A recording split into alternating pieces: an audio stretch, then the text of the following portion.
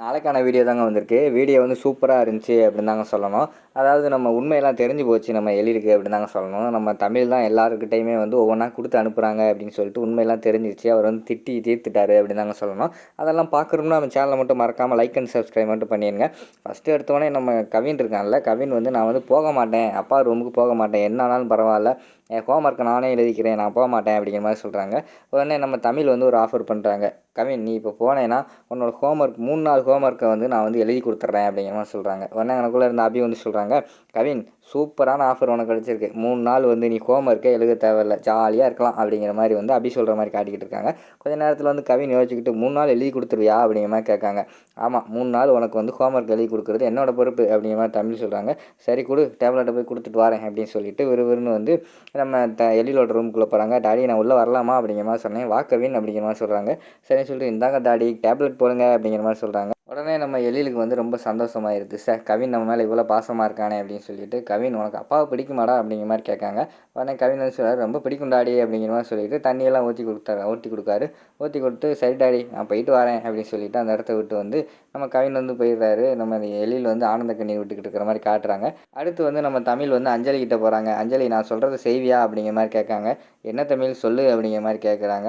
உனக்கு நான் வந்து சாக்லேட் வாங்கி தரேன் சரியா அப்படிங்கிற மாதிரி சொல்கிறாங்க. எனக்கு சாக்லேட் வேண்டாம் தமிழ் அப்படிங்கிற மாதிரி சொல்கிறாங்க. உனக்கு கேக்கு ஐஸ்கிரீம் ஏதாச்சும் வாங்கி தரேன் சரியா அப்படிங்கிற மாதிரி சொல்கிறாங்க.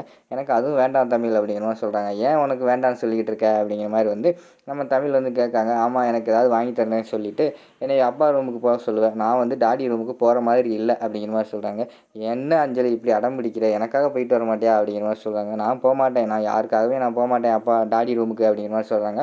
என்ன அஞ்சலி இப்படி சொல்லிக்கிட்டு இருக்க, உனக்கு நீ ஆஸ்பத்திரியில் இருந்தப்போ உன்னைய கண்ணுங்க எடுத்துமா பார்த்துக்கிட்டது யார், உங்கள் அப்பா தானே, அப்புறம் நீ அவருக்கு வந்து போகணும்ல, போய் பார்த்துக்கணும்ல, உன் மனசு கொடுத்தலையா அப்படிங்கிற மாதிரி சொல்கிறாங்க. உடனே அந்த இடத்துல வந்து அஞ்சலி வந்து யோசிச்சு பார்க்காங்க. சரி இவ்வளோ எடுத்து சொல்கிறேன், அதனால நான் போகிறேன் அப்படின்னு சொல்லிட்டு அவங்க வந்து போகிறாங்க. என்ன செய்யணும் அப்படிங்கிற மாதிரி கேட்காங்க. நீ போய் அப்பா கூட உட்காந்து டிராயிங் வரைஞ்சிக்கிட்டு அப்பா ஏதாவது கேட்டார் அப்படின்னா என்கிட்ட வந்து சொல்லு சரியா அப்படிங்கிற மாதிரி வந்து தமிழ் வந்து அனுப்பி வைக்காங்க. சரின்னு சொல்லிட்டு அஞ்சலி வந்து கதவை தட்டிட்டு அப்பா நான் உள்ளே வரலாமான்னு கேட்காங்க. வாடா வாடா உள்ளே வாடா அப்படிங்கிற மாதிரி கூப்பிட்டு உட்கார வைக்காங்க. அப்பா நான் இங்கே உட்காந்து டிராயிங் வரைய போகிறேன்ப்பா அப்படிங்கிற மாதிரி சொல்கிறாங்க.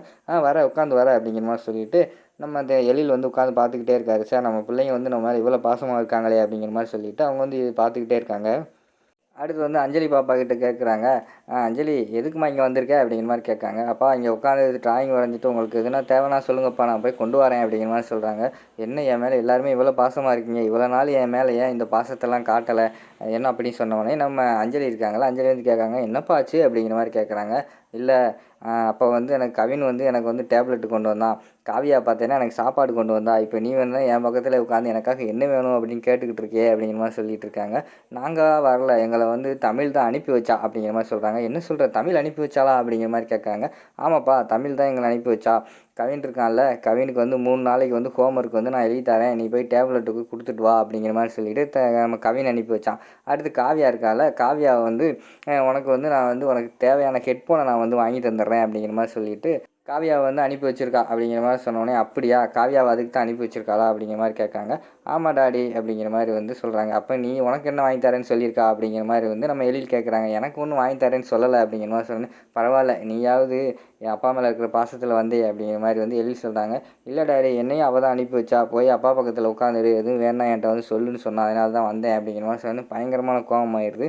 உடனே விறுவிறுன்னு அந்த இடத்துல வந்து இனிமேல் யார்கிட்டையும் எதுவுமே வாங்கக்கூடாது, நம்மளால் முடியாதா, நான் இது ஒரு சின்ன அடி தான், நான் என்னால் முடிஞ்சதை நான் பார்த்துக்கிறேன் அப்படிங்கிற மாதிரி வந்து அவர் யோசிச்சுக்கிட்டே இருக்காரு. அந்த நேரத்தில் வந்து அந்த வேலைக்காரி வந்து வராங்க. வந்தோடனே பால் கொண்டு வராங்க. ஐயா பால் குடிங்க அப்படிங்கிற மாதிரி சொன்னோன்னே, இந்த பால் யார் கொடுத்தா அப்படிங்கிற மாதிரி கேட்டோடனே, தமிழ் தான் உங்ககிட்ட கொடுக்க சொல்லி கொடுத்தா அப்படின்னு சொன்னோன்னே, ஏன் உங்களுக்கு அறிவு இல்லையா, நீங்களே போட்டு கொண்டு வர மாட்டீங்களா, எல்லாமே சொல்லி சொல்லி தான் செய்வீங்களா அப்படிங்கிற மாதிரி கோவப்பட்டு, பால் வேணா ஒன்று வேணா கொண்டு போ அப்படின்னு சொல்லிட்டு நான் போய் தண்ணி குடிச்சிக்கிறேன் அப்படின்னு சொல்லிட்டு மாடியிலேருந்து மெதுவாக நோண்டி நோண்டி இறங்கி வராரு. வர்ற வழியில் பார்த்தா அவருக்கு வந்து வலிக்கிறது. உடனே நம்ம தமிழ் வந்து பிடிச்சிடுறாங்க. 2 பேரும் கட்டி பிடிச்சிக்கிட்டே நிற்கிற மாதிரி காட்டுறாங்க. அதுக்கடுத்து 2 பேர் பிரிஞ்சுட்டு அங்கனக்குள்ளே போய் தண்ணி குடிக்க போகிறாங்க. தண்ணி எங்கேன்னு தேடிக்கிட்டே இருக்காரு. அதுக்கு முன்னாடி வந்து நம்ம தமிழ் வந்து அங்கனக்குள்ளே இருந்து ஜக்கில் வந்து தண்ணி கொண்டு வந்து கொடுத்துட்றாங்க. எனக்கு ஒன்றும் தண்ணி தேவையில்ல போ அப்படிங்கிற மாதிரி சொல்லிடுறாங்க நம்ம எழில். அடுத்து வந்து தமிழ் வந்து சொல்கிறாங்க, "சார் என்னை மன்னிச்சிடுங்க. நான் சொல்கிறத கேளுங்க." அப்படிங்கிற மாதிரி சொல்கிறாங்க. "நீ கேட்குற மனநிலைமையில இல்ல. பேசாம போ." அப்படிங்கிற மாதிரி வந்து எழில் சொல்கிறாங்க. அடுத்து நடந்தத சொல்கிறாங்க. "ஏன் சார் புரிஞ்சுக்க மாட்டேங்கிறீங்க? அன்னைக்கு கூட நான் கால் பண்ணேன். என் ஃபோன் நீங்க வந்து எடுக்கல. வேலு வந்து என்ட்ட கால் பண்ணி உங்கள வந்து தீர்த்து கட்ட போறேன் அப்படிங்கிற மாதிரி சொன்னான். அதனால தான் நான் வந்து உங்கள கூப்பிட்டேன்." அப்படிங்கிற மாதிரி சொல்கிறாங்க. அதுக்கடுத்து யோசிக்க ஆரம்பிச்சிடுறாரு. நம்ம எழில் வந்து யோசிச்சுக்கிட்டு இருக்காரு. அதுக்குள்ளே நம்ம தமிழ் எல்லா கதையும் சொல்லிடுறாங்க. "இதுக்கு முன்னாடி கூட நான் உங்கள்கிட்ட உண்மைய சொல்லணும்.